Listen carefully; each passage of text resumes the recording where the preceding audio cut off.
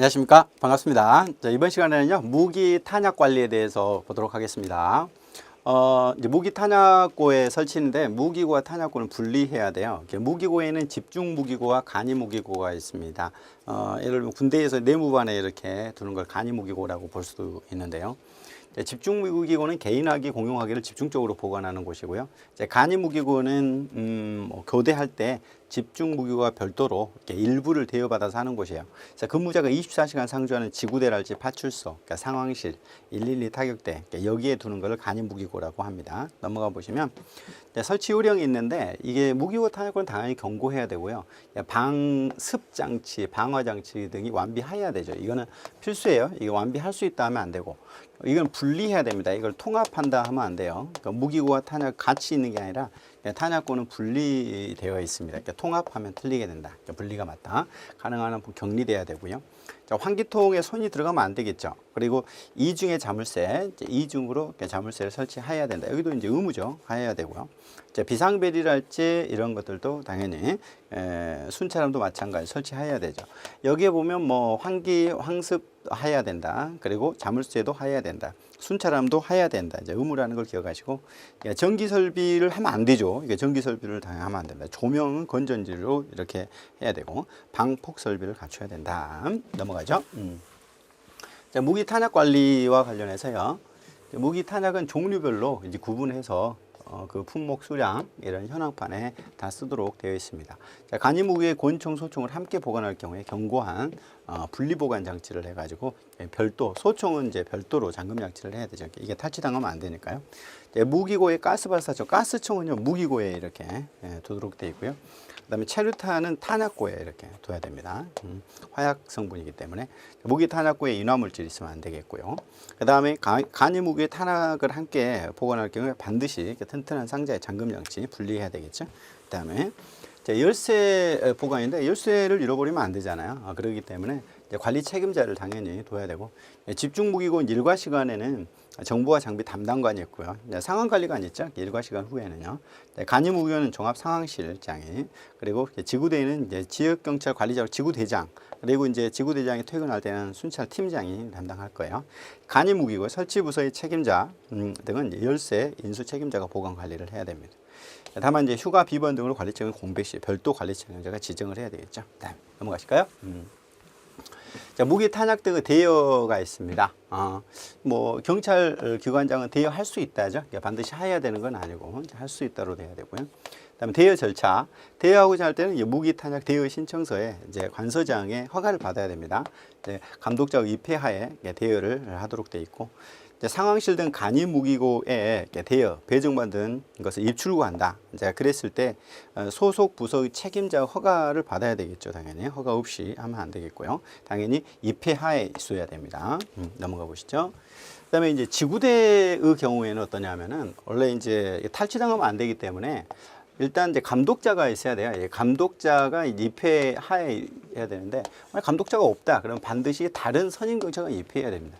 그럼 부득이 할 때는 어떠냐? 긴급 상황. 긴급 상황에는 경찰서장이죠. 여기에 지구대장이 아니고요. 지구대장의 허가를 받는 게 아니라 경찰서장의 허가를 받아서 대여할 수 있도록 이렇게 되어 있습니다. 그리고 대여를 받은 사람의 이제 휴대 입고 의무인데, 무기 탄약을 대여받은 자는 그 무기를 휴대하고 근무하는 경우를 제외하고는 무기고에 이게 보관해야 되겠죠. 무기 관련된 종료 시에는 감독자 입회하에 이렇게 이루어집니다. 실탄 대여는 제한됩니다. 경찰 기관장이 평소에 소속 기관장에게 무기 실탄을 대여할 때는 이렇게 이제 이 부분 좀 알아야 되죠. 이게 소총은 20발, 권총은 8발, 20발, 8발, 20발. 숫자는 항상 기억을 하셔야 돼요. 소총은 20발. 그다음 권총은 8발 이렇게 나옵니다. 이제 절반에서 2발 빠지죠. 8발, 20발. 다음 넘어갔죠. 이제 무기 회수 보관과 관련된 부분인데요. 이제 경찰 기관장은 무기 휴대한 자 중에서 다음에 해당하는데 이제 회수 보관해야 된다는데, 여기 회수해야 되는 필수적 회수가 있습니다. 이런 경우는 징형사, 징계 대상이다 또는 형사사건 조사 대상이다, 사표를 표시했다, 이럴 때는 회수해야 되고, 여기 회수할 수 있는 자가 있어요. 이건 재량이거든요. 이건 필수적 회수 또는 이제 절대적 회수라고 하고 의무적 회수라고 볼 수 있는데, 이런 경우는 뭐냐면 적성 검사를 받는데 고위험군이다, 그 다음 정신 건강상 치료를 받고 있다, 정서적 불안 때문에 지금 적합하지 않다. 또는 기관장이 이제 부적합하다. 이런 경우에는 할 수 있다예요. 이게 회수할 수 있다죠. 자, 그다음 마지막에는 뭐냐면 일시적인 보관입니다. 이게 보관은 술상정. 술자리랄지 상사의 사물이랄지 정황 이럴 때는 보관해야 된답니다. 이게 필요적 보관이죠. 필요적 회수, 의무적 회수, 필요적 보관 이렇게 나누기 때문에 필요적 회수 세 가지 징형사. 그다음에 필요적 보관, 술상정 이렇게 보시고 중간에 이제 회수할 수 있다 이렇게 가죠. 그다음 넘어가실까요? 무기 탄약의 손질 수리 문제인데 이제 경찰 기관장은 자체 계획을 수립해서 매월 1회 이상, 매월이에요. 1회 이상 무기 탄약을 손질해야 된다. 다만 이제 대여 탄약의 경우에 대여받은 이제 매주 1회 이상 손질을 해야 되겠죠. 이게 대여 무기 탄약의 경우에는 대여받은 자가 매주 1회 이상. 그래서 경찰 기관장은 매월 1회 이상 손질을 해야 되는 거고요. 장마 등으로 이제 딱 그러면 이럴 때는 또 안 됐다, 한 달이 안 됐다, 즉시 손질해야 되겠죠. 이제 경찰기관장은 수리가 필요한 무기가 있을 때 경찰청장에게 수리를 요청해야 되고요. 이제 경찰청은 수리할 수 없다, 그러면 지역 군부대의 협조를 받아서 수리할 수 있습니다. 고장의 정도가 경미하다, 그러면 경찰관에서 직접 수리할 수도 있겠죠. 자, 넘어가시죠. 자, 무기 탄약의 분실 도난 시에는 어떻게 해야 되느냐? 잃어버렸을 때는 이제 보고 등으로 들어가야 되죠. 경찰기관장은 관리 중에 무기 탄약을 분실 잃어버렸다, 도난당했다, 또 훼손됐다, 이럴 때랄지 또는 오발 사고가 발생했다, 이제 이랬을 때는 보고를 해야 됩니다. 이 지방경찰청을 거쳐서 경찰청장이 보고해야 되죠, 관서장이. 도난, 분실, 피탈당한 무기 탄약에서 즉시 이렇게 수배를 하고 찾아야 되겠고 기록해야 되겠고요. 회수를 했다.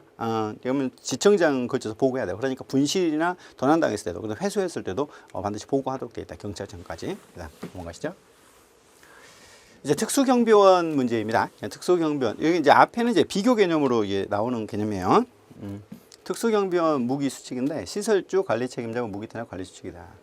자, 이건 대여를 받아서 하잖아요. 기부 체납된 시설주가 이렇게 구입을 해서 기부를 한 다음에 빌려오는 식으로 시설주 관리 책임자는 이런 책임자, 일단 책임자를 지정을 하고요.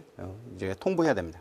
그리고 단층해야 돼요. 여기에 단층, 무기 탄약은 단층에 환기장치 시설해야 되고, 이게 탄약고는 무기고 사무실 등 많은 사람이 수용할 수 없는, 많은 사람이 오고 가는 곳에 있으면 안 돼요. 떨어진 곳에 둬야 됩니다. 그다음 넘어가 보시면 무기고 탄약고 이중하고 열세의 경우는 당직자에게 이게 보관하고, 경찰관상에 정하는 바에 의해서 매월 다음 달 3일까지 통보를 해줘야 됩니다. 3일까지.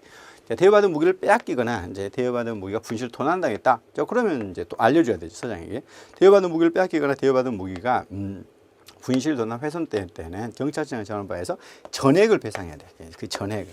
이게 잃어버렸으면 다 배상해야 돼. 다만 이제 전시, 사변, 천재, 지변 이렇게 불가항력이다. 근데 이제 이 부분이 중요한데, 지방경찰청장이 인정하는, 요거는 뭐냐면 앞에는 경찰청장이 정하는, 이 경찰청장이 정하는 바에서 전액을 배상해야 되는데, 여기에서 불가항력은 누가 정해요? 지방경찰청장이 정하다고 되어 있기 때문에 이 부분 체크를 꼭 하셔야 됩니다. 자, 그 다음에 무기 출납 시 관리 수칙 있습니다. 특수경비원에게 이렇게 무기를 출납하고자 할 때 지켜야 될 건데, 경찰관서장은 무기를 회수하여 집중적으로 관리를 해야 되겠죠. 탄약수를 증감하거나 중지 지시할 때는 그거 따라야 되고, 소총은 어때요? 15발이죠. 앞에서 봤던 이게 경찰하고 단 20발이 아니라 15발, 권총은 7발이, 8발이 아니라, 특수경비원에 대해서는 15발, 7발 이렇게 되니까 잘 기억하시고, 무기를 지급받은 특수경비원을 하여금 무기를 매주 1회 이상 손질해야 된다. 이렇게 지급받았을 때는요. 자, 수리가 필요한 무기에 있을 때는 목록 이런 거 첨부해서 서장이 수리를 요청하죠. 자, 넘어가십니다. 자, 무기를 지급받은 이제 특수경비원은 관리 수칙이다. 시설주로부터 무기를 지급받은 특수경비원은 지켜야 될 것이 있어요. 자, 지급받거나 반납할 때, 인수인계할 때 반드시 앞에총 자세에서 이루어져야 되죠. 검사총 해야 되고요. 그다음에 이제 무기를 지급받을 때는 별도 지시 없는 한 탄약은 무기에서 분리해야 되죠. 당연히 군대에서 당연히 이런 거 보죠. 소총은 우로 걸어 총 자세에서, 권총은 권총줄에 넣어가지고 이렇게 이제 검사를 맡아야 됩니다. 지급받은 무기 다른 사람에게 보관 휴대시키면 안 되고, 무기 손질 조작할 때 총구를 반드시 공중으로 해야 되겠죠. 당연히 총구를 공중으로. 무기를 반납할 때는 손질을 철저히 한 후에 반납을 해야 됩니다. 근무 시간 이후에는 어때요? 이제 여기 보시면 시설주에게 반납하거나 교대금을 인수한다. 이거는 뭐냐면 반드시 시설주에게 반납한다면 틀리죠. 이렇게 둘 중에 하나이기 때문에. 무기 지급 금지 회수 대상인데, 이게 시설주는 다음에 해당하는 특수경력이 지급하여서는 아니 된다 이렇게 했을 때 회수해야 되는데 형사, 그다음에 사의 표명, 정신질환자, 이제 그 밖에 그러면 형사 그 밖에 부적합한 자, 형사사건으로 조사받고 있다, 사의 표명한다. 그다음에 정신질환자 그 밖에 지급하기에 부적당하다 이런 경우죠. 어떻게 여기는 뭐 징계는 아니고요, 특수경비이기 때문에. 그다음 넘어가시죠. 이제 청원경찰입니다. 그러니까 청원경찰, 무기 휴대할 수 있는 이제 경찰 공무원, 그리고 이제 특수경비원, 그리고 청원경찰까지 이렇게 이어집니다. 청원주 무기탄약 관리 수칙을 따라야 되는데, 청원주가 무기탄약 대여받았을 때 경찰청장이 정하는 이 출납부 그리고 운영 카드를 두어야 되고요. 청원주는 무기탄약 관리를 위해서 관리 책임자를 지정해서 서장한테 통보를 하고요. 단층이에요. 아까 똑같죠? 이제 방습, 방압 반드시 설치해야 되고 이렇게 되어 있죠. 그 다음에 탄약고와 무기는 떨어진 곳에 있어야 되죠. 앞에 특수경비랑 똑같죠. 사람이 많이 고는 데부터 격리시켜야 되고, 이중 잠금 약식, 열쇠는 관리 책임자 둬야 되고, 뭐 이제 밤에는 숙직 책임자가 담당하죠. 청원주는 경찰청장이 정하는 바에 따라서 매월 무기의 탄약 관리 실태를 파악해서 다음 달 3일까지 이제 보고하는. 특수경비원하고 똑같죠. 이게. 청원주는 대여받은 무기 탄약 분실 도난됐다. 그럼 지체 없이 통보해야 돼요. 특수경비원하고 똑같죠. 그럼 분실 도난당했다. 그럼 경찰청장이 정하는 바에 전액 배상을 해야 되고, 불가항력은 누가 정해? 지방경찰청장이 불가항력을 정한다. 자, 그랬을 때는 그다지 해야 돼. 이거는 특수경비원하고 똑같기 때문에. 자, 넘어갑니다. 그 다음에 무기 탄약의 출납 관리입니다. 출납 관리. 무기 탄약의 출납 관리. 무기와 탄약을 대여받은 청원주는 청원경찰에 그 무기 탄약을 출납하라는 겁니다. 이제 출납하래요. 거기에 따라야 되는데, 다만 서장의 지시에 따라서 탄약의 수를 늘리거나 줄일 수도 있고요. 그러니까 탄약을 더 늘릴 수도 있고 줄일 수도 있어요. 근데 무기 탄약의 출납을 중지할 수도 있습니다. 회수할 수도 있고요. 그다음 출납하였을 때 이제 청원경찰한테 준 거죠. 기록해야 되고요. 그 다음에 소총은 15발, 7발. 이건 이제 특수경비원하고 똑같죠. 자, 경찰은 20발, 8발인데 특수경비원하고 청원경찰은 15발, 7발 이렇게 가게 됩니다. 청원경찰이 지급한 무기탄약은 매주 1회 이상, 매월이 아니고요. 손질해야 되고요. 수리가 필요할 때 여기에 첨부 서장에게 수리를 요청합니다. 이거는 뭐 또 역시 특수경비원하고 똑같죠. 자, 넘어가시죠. 자, 준수사항입니다. 다음 사항을 준수사항을 지키도록 하고 있는데, 이제 반납할 때 인수인계 할 때 앞에 총, 그 다음에 지급받을 별도 지시가 없으면 어때요? 분리해야 되죠. 소총은 이제 우로그로총, 이제 권총 집에 넣어총. 지급받은 무기 다른 사람한테 이렇게 휴대하거나 손질 의뢰해서는 안 되고, 이제 반드시 총구를 공중으로 해 손질할 때는, 그다음에 반납할 때 손질을 반드시 해야 되고, 근무 시간 이후에 청원주에게 반납하거나, 이게 반납하거나죠. 반납하거나 인계한다. 그러기 때문에 반드시 반납해야 한다가 아니었죠. 이거는 특수경비원하고 같습니다. 그다음 넘어가십시다. 이제 회수 대상인데, 여기에는 보면은 징계 대상이 여기 들어가죠. 아까는 형사 정그가 있었는데, 징형사 여기는 불평심한 자, 불주변, 징형사 불주변, 이게 좀 달라요. 아까 특수경비원은 형사 정신질환이 있었죠. 형사 정신질환자 그 밖에 이렇게 돼 있는데, 여기는 지금 이제 형사 불주변 이렇게 들어가니까 이 네 가지 좀 헷갈리시면 안 돼요. 회수해야 된다 이런 거죠. 징형사 불주변, 징형사 불주변. 이건 청원경찰의 회수 대상입니다. 넘어가시죠. 이제 경호 의전과 예절이야. 이쪽은 뭐 그렇게 어려운 부분보다는 여러분들 좀 체크를 해서 보실 필요가 있습니다. 뭐 국경일, 기념일, 이취음식 이럴 때 하는 의례입니다. 국기개양 요령이 나와요. 국기에 대한 경례가 있죠. 제복을 입지 않은 국민은 어때요? 이제 오른팔을 펴서 왼쪽 가슴에. 제복을 입지 아니한 국민 중 모자를 썼다. 그러면 이제 모자를 벗어서 이제 왼쪽 가슴에 대고 하죠. 모자를 벗기 곤란하면은 이렇게 그냥 그대로 하도 되고요. 제복을 입은 국민은 거수경례로 이렇게 이제 하면 되겠죠. 그다음에 이제 금시르 부착입니다. 이제 국기의 깃면 둘레에 금시를 달 수 있는 경우가 있는데, 이제 금시를 달 수 있는 경우, 그러면은 국가를 대표하는 승용차를 타고 이제 다는 경우, 의전용, 그다음에 실내 개항할 때, 이제 각종 국제 회의, 탁상용으로 할 때, 탁상용, 실내 의전용, 그다음에 국가를 대표하는 승용차 이럴 때 금시를 달 수 있습니다. 기억을 하시기 바랍니다. 그다음 넘어가시겠습니다. 국기의 개항입니다. 국기는 원칙적으로 이제 매일 24시간 개항하는 게 원칙이죠. 개항하는 날이 있죠. 국경일, 그리고 각종 기념일 규정, 기념일 현충일 및 국군의 날, 그리고 국가장, 그다음에 정부가 지정한 지방자치단체가 조례로 또는 의회 의결로 이렇게 하는 겁니다. 자, 그러면 개항 장소는 이제 연중 개항해야 되는 경우가 있습니다. 자, 국가 지방자치단체 공개한 청사 있죠. 뭐 정부종합청사를 제외를 해 연중 개항해야 됩니다. 야간에는 적절한 조명을 하죠. 가능한 한 연중하는 게 있어요. 이거는 가능한 한 연중. 그러면 반드시 해야 되는 건 아니죠. 야간에는 적절한 조명을 해야 되는 게 있는데 공항, 공항 호텔, 그리고 대형 건물, 공원, 경기장, 그다음에 주요 청부사 울타리 있죠. 울타리. 여기는 이제 각종 여기는 반드시 해야 되고 이제 많은 깃대가 함께 설치되어 있는 것 이런 경우에는 가능한 한 연중이죠. 자, 그다음.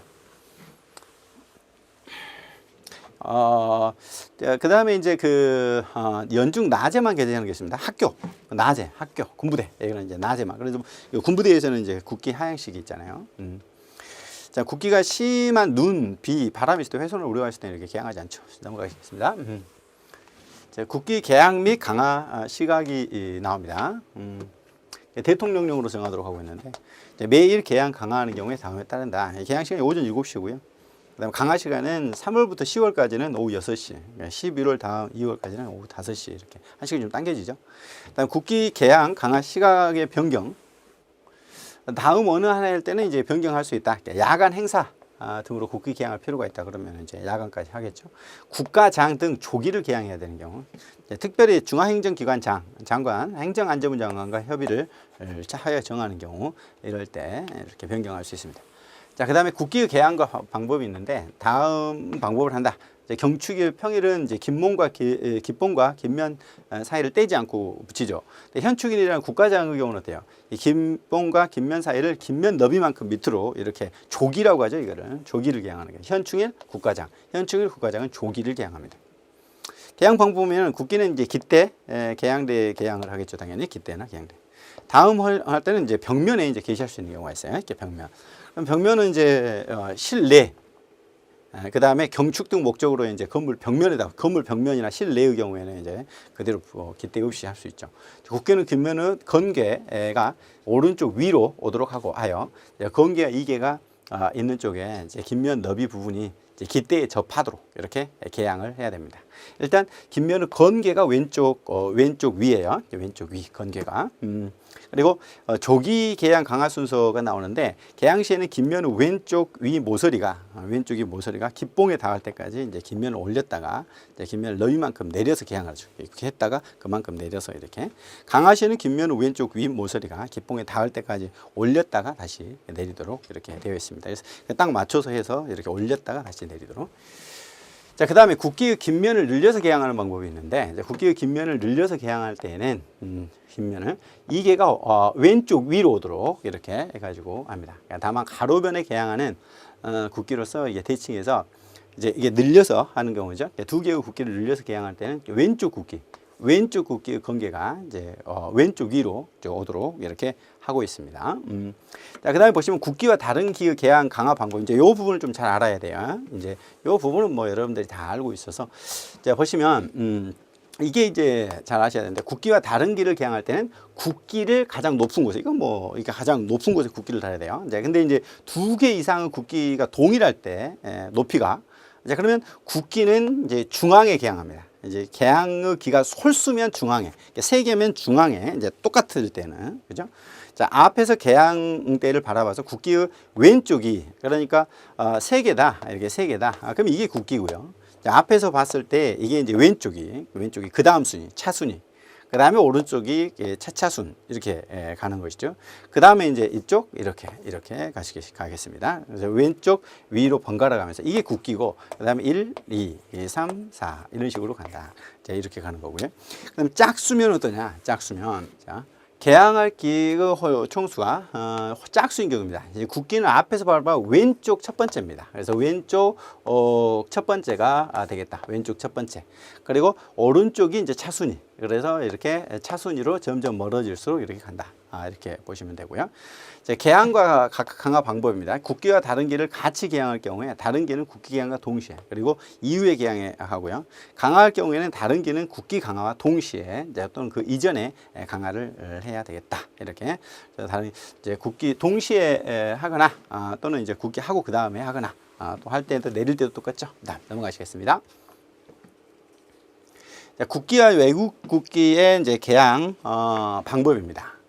이제 개항 대상 국기인데 이제 외국기는 우리나라를 승인한 나라만 개항을 하겠죠, 당연히. 국제대회랄지 체육대회 있을 때 우리나라 승인하지 않는 국가 국기도 할 수는 있어야 이게 올림픽이랄지 월드컵이랄지 이럴 때는요.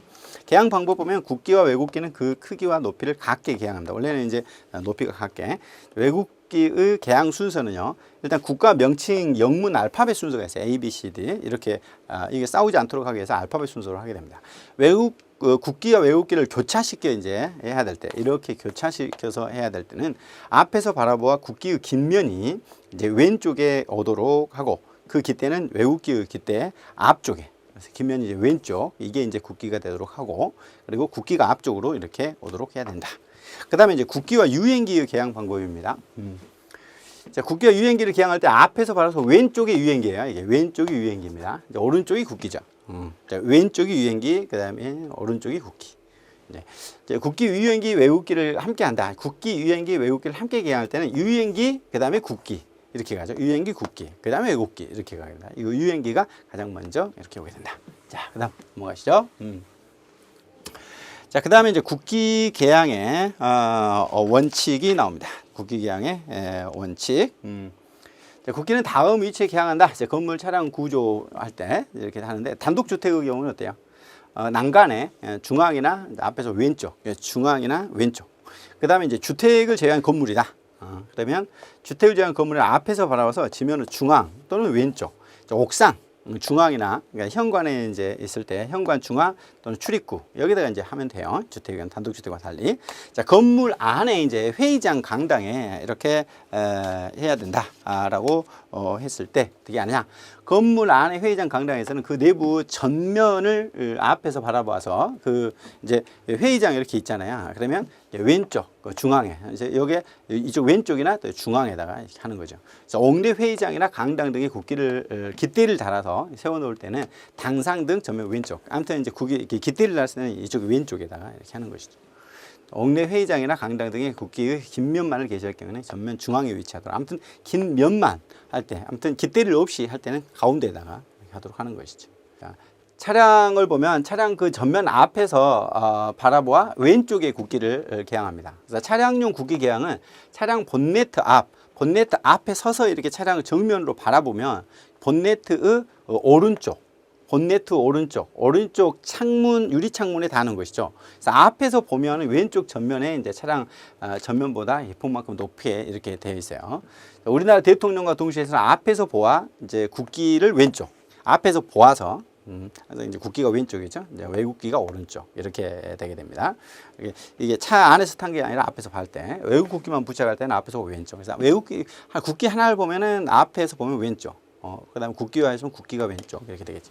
자, 그 다음 넘어가시겠습니다. 자, 개항식과 강화식이 있습니다. 이제 개항식 및 강화식을 하야하는 경우가 있는데, 낮에만 국기를 개항하는 학교 군부대가 있었죠. 이럴 때는 이제 개항식, 강화식을 합니다. 다만 국기가 이제 심한 눈이랄지 비바람이 있다 이럴 때 안 할 수 있다고 그랬죠. 그 다음에 이제 개항식, 강화식은 애국가 연주에 맞춰서 하죠. 보통 예전에 이제 학교에서나 군부대에서 이렇게 하죠. 주변 여건상 부득이한 경우에는 생략할 수 있고요.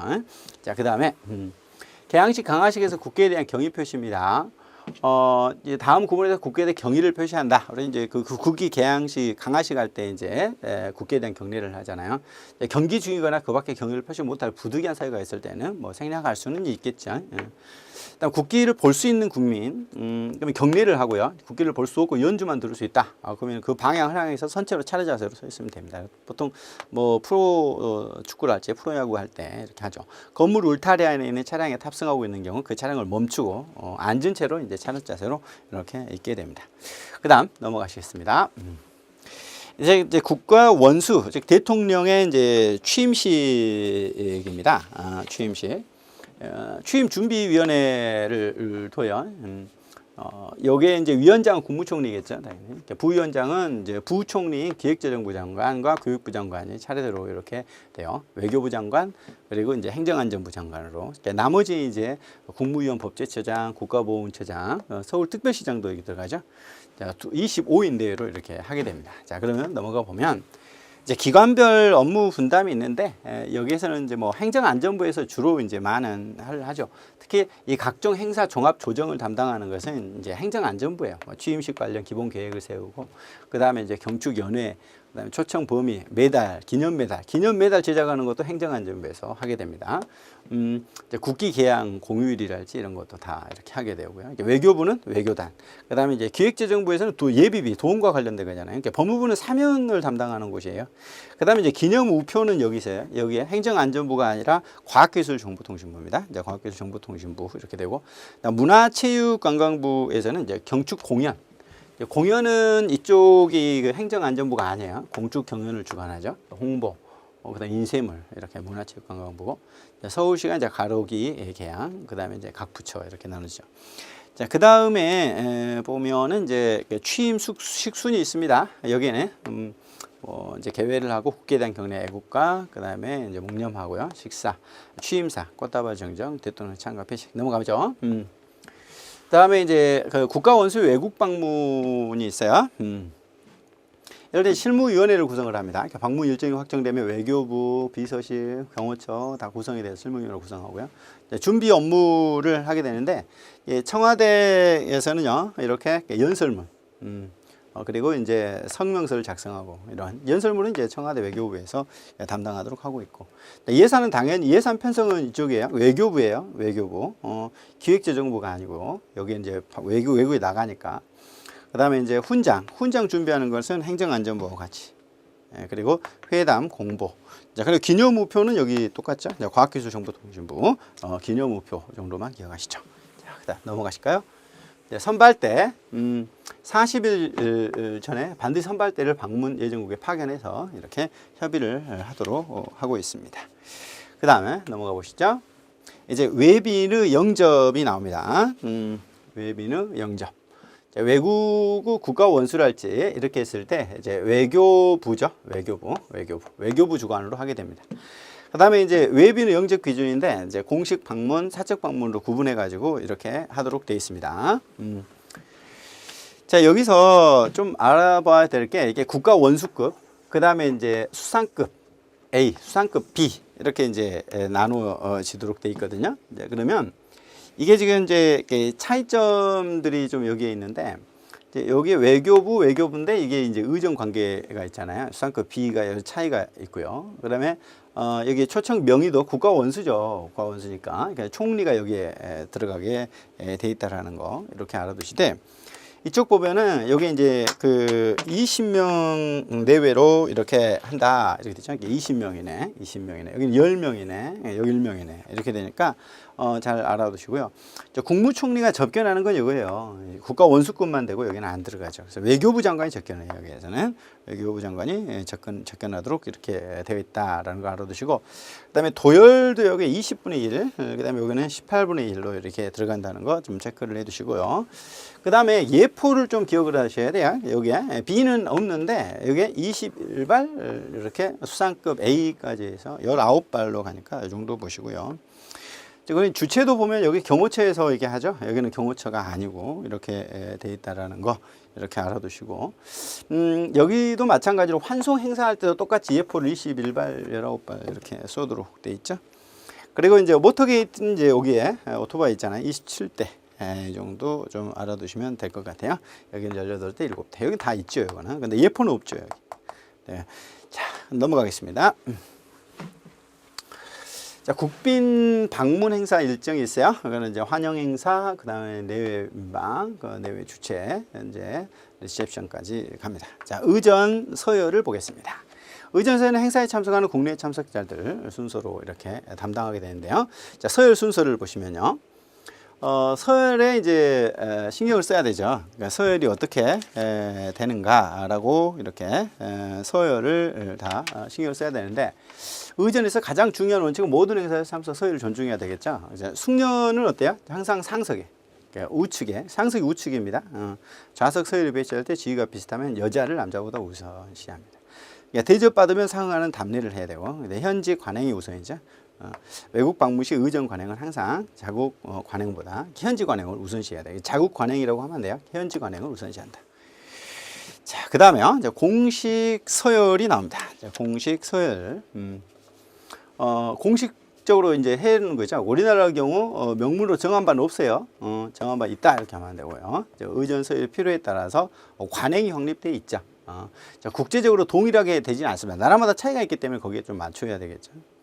우리나라 정부 의전 시 적용할 수 있는 주요 공적 지위를 보면 직급 순위, 그다음에 헌법 정부조직법 기관 순위, 그다음에 이제 기관장 선순위 이렇게 이제 그래요. 일단 직급, 그다음에 이제 헌법 정부조직법 이렇게 순서로 가니까 넘어가 보시죠. 자, 그러면 비공식적인 서열이 있습니다. 이제 공식 서열은 뒤에서 다시 한번 또 나와져 있습니다. 공식적 서열을 가지고 있지 않은 일반인에 대한 부분인데 지위가 비슷하다. 그럼 남자보다 여자가, 그다음에 연소자보다 연장자가 당연히, 그러니까 내국이다 외국인이, 여자가 하는 서열은 이제 기혼 부인이, 이제 미망인, 이혼 부인, 미혼자 순서로 갑니다. 기혼 부인이 먼저고, 그 다음에 이제 이혼하신 분들이나 돌아가신 분, 그러니까 돌아가신 미망인, 그 다음에 이혼 부인, 그 다음에 미혼자 이렇게. 기혼 부인과의 서열은 남편의 지위에 따르고요.